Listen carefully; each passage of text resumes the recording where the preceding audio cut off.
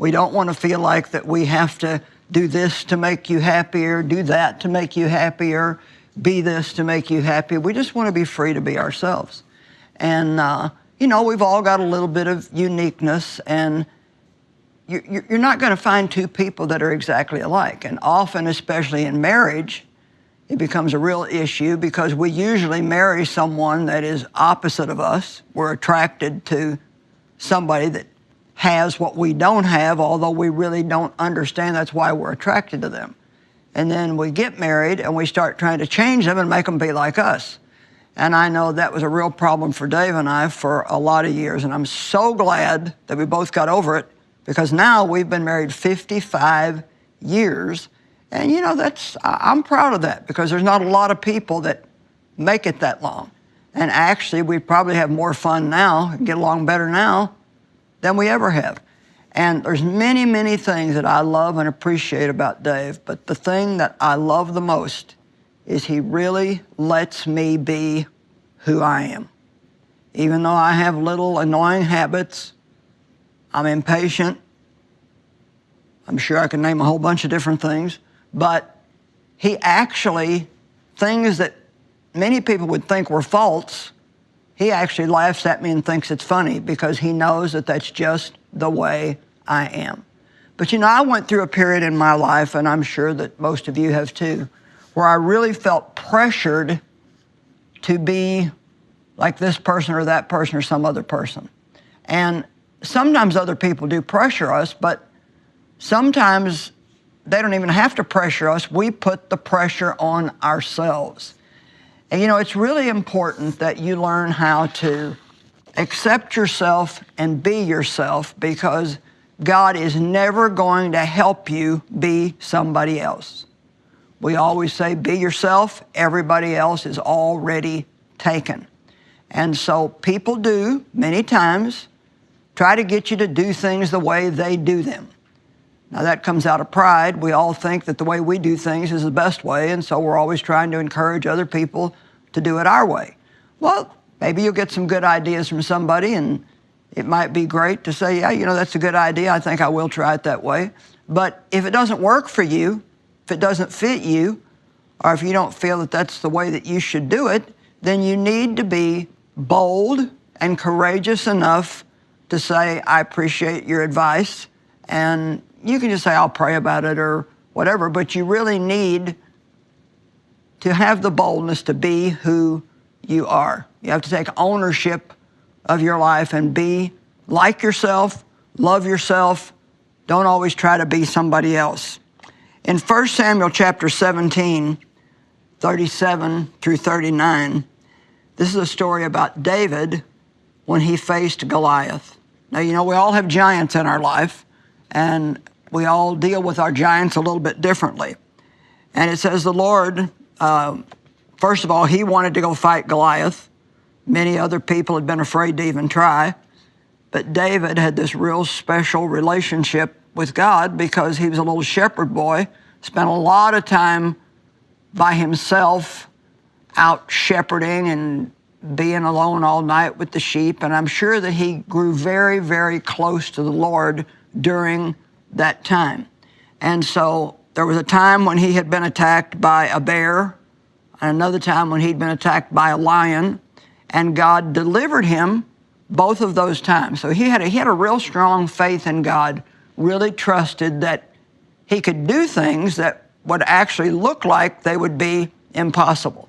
Do you have the courage to believe that you can do things that nobody else has ever done? Do you have the courage to believe that you can do something that even to you seems impossible, but you believe that it's something God has asked you to do? Anything that he asks you to do, he will help you do. I feel like I need to say that again, because there's somebody or several somebodies that God has asked you to do something, and you're putting it off and putting it off and putting it off because you just don't believe you can. Well, you need to realize that God is never going to ask you to do something without giving you the ability to do it. You can do whatever God asks you to do. And so nobody thought that David could beat Goliath, including King Saul. And so Saul finally agreed to let him go.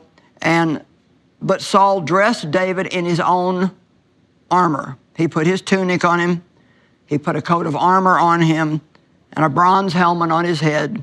And it says, David fastened on his sword over the tunic and tried walking around because he was not used to them. I cannot go in these, he said to Saul, because I am not used to them. So he took them off. And I love that. He had the boldness to even stand up, I'm sure respectfully, to the king and say, this is not going to work for me. I can't do this. I'm not used to this. Well, you know, if you know the story of David and Goliath, he actually ended up killing Goliath with a slingshot. Well, that wouldn't be the normal way that you'd try to fight a giant, but David was really not depending on the slingshot or any other weapon. He was depending on God. And, you know, many times that's where we make our mistake. We're depending on our natural ability or our natural talent, and we need to be depending on God, because God can cause you to do things that you would have never thought you could do. With men, it's impossible, but with God, all things are possible. David fastened his sword over the tunic and tried to go. He said, I can't do it like this, so he took them off. You know, we may tend to study great men and women that have gone before us. I know I went through this. I would read books about great intercessors, people who sometimes prayed for days at a time, all day long. There was a man named Rees Howell. I read a book about him.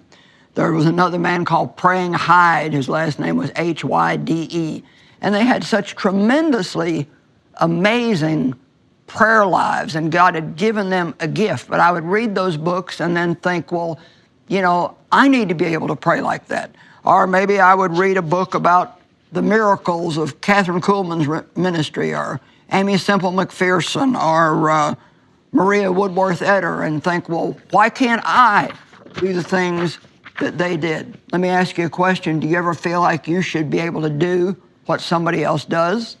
Well, other people can be a good example to us, but you know, just because somebody else can do something doesn't mean we can do it. And we have to remember, I want you to get this, the only reason they can do what they can do is because God has gifted them to be able to do that. We don't need to be jealous of them.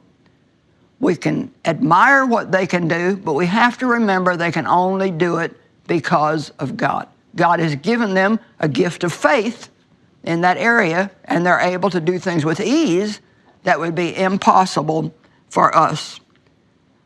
You can read about the faith of Smith Wigglesworth. I've read a lot of books by a woman named Madame Guyon, and she had such a special, close relationship with God. Or Practicing the Presence of God by Brother Lawrence.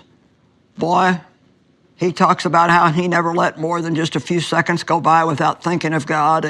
And I've tried that and tried it so many times, and it just doesn't seem to work for me. And you know, I don't believe that God has people write books so we can try to be like them. I think it's just for our encouragement. I have to be me, and you have to be you. I can read about the martyrdom of Joan of Arc and wonder, could I do that? Would I be willing to be burned at the stake if I had to be?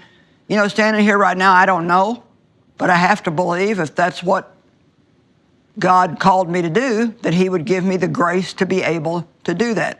I'm really pleading with you today to stop trying to be somebody else. As I said, other people can be a good example to you, but boy, you get yourself in real trouble when you start trying to be who they are or do what they do.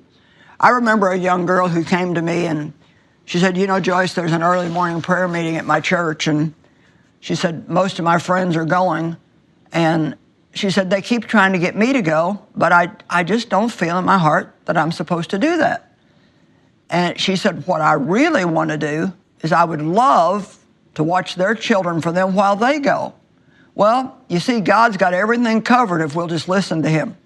He put it on her heart to watch their children, and He put it on their heart to go and pray. But they were trying to get her to go do what they had been called to do.